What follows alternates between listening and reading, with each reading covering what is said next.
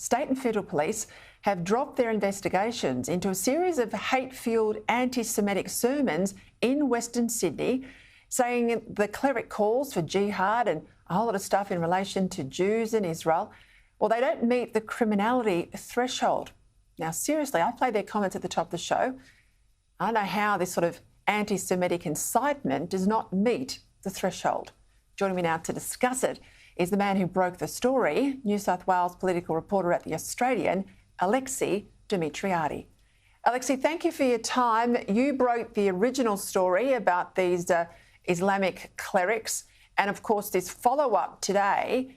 Take us through the rationale from police, because I'm staggered, given that they're using phrases like kill the Jews, given that the day the first of these preachers went out publicly in Sydney was the day after the October 7 atrocities, long before Israel had even launched a missile. This was celebrating the death of 1,200 women, children, babies and men.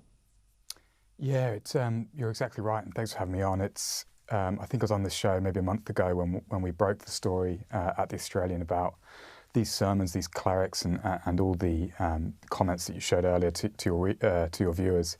We got it confirmed yesterday by both state and federal police that they'd investigated the sermons and the speeches. They'd sought legal advice, and both from a Commonwealth perspective and the AFP, the comments, the speeches didn't breach anything of the Commonwealth Code.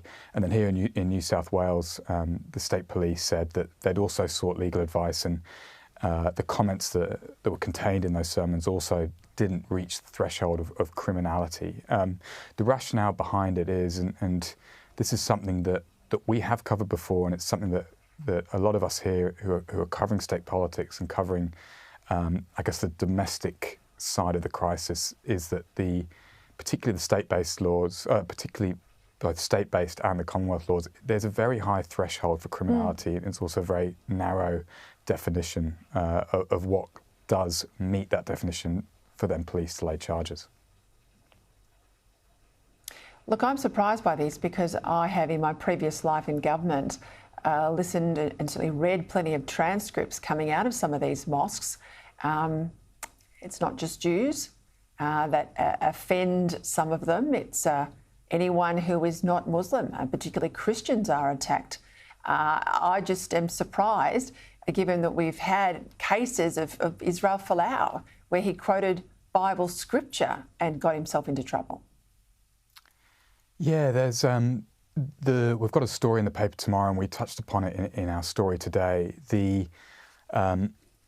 One of the things, there's a lot of outrage both in the community here in NSW, the Jewish community, but also across the political spectrum, in that this is probably the police dropping their investigations into these two clerics. It's probably the first or maybe the most high-profile practical example post-October 7 of whereby the existing laws are really being tested with practical application. So when we reported that the comments, the sermons hadn't reached that criminality threshold, the anger and the uproar, I think, is very much aimed at the situation we have, whereby it appears that the existing legislation we have isn't powerful enough, isn't broad enough. Rather than that, But Alexi, let me just jump in there. I mean, I don't think anyone's complaining about the police. They're complaining about the laws the police have to operate under. But what about all those who stood outside the Opera House and chanted "Gas the Jews"? I'm not aware of any arrests or further action there either, unless you tell me I'm wrong. As part of, I was there on October the 9th and at the scenes of the Opera House, of course, reporting, and it was pretty striking and shocking scenes.